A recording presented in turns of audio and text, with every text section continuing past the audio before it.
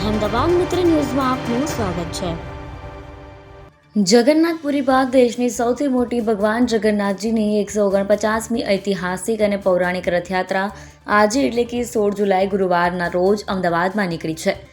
સવારે 4 વાગ્યે ભગવાન જગન્નાથજીની મંગળા આરતી થઈ, જેમાં કેન્દ્રીય ગૃહ અને સહકારિતા મંત્રી અમિત શાહ પરિવાર સાથે હાજર રહ્યા। મંગળા આરતી કર્યા બાદ ભગવાનને વિશિષ્ટ ખીચડાનો ભોગ ધરાવવામાં આવ્યો। ભગવાન જગન્નાથ, ભાઈ બલરામ અને બહેન સુભદ્રાજીને રથમાં બિરાજમાન કરાયા બાદ મુખ્યમંત્રી ભૂપેન્દ્ર પટેલે પરંપરાગત પહિંદ વિધિ કરી રથયાત્રાને પ્રસ્થાન કરાવ્યું।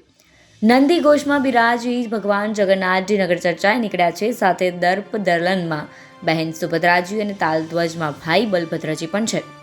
ભગવાન ભક્તોના દ્વારે પહોંચી રહ્યા છે, ત્યારે ભક્તો પણ મોટી સંખ્યામાં ભગવાનના દર્શન માટે ઉમટી પડ્યા છે।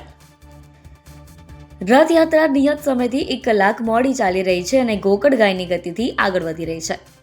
રથયાત્રા રૂટના ભયજનક મકાનો પર લોકો હાજર જોવા મળી રહ્યા છે, જ્યારે એએમસીના કર્મચારીઓ આ જોખમી સ્થિતિમાં ગાયબ છે। અહેમદાબાદ મિત્ર ન્યૂઝની યુટ્યુબ ચેનલને સબસ્ક્રાઇબ કરો અને બેલ આઇકોન જરૂરથી દબાવો, જેથી દરેક મહત્વના વિડીયોની નોટિફિકેશન તમને મળતી રહે।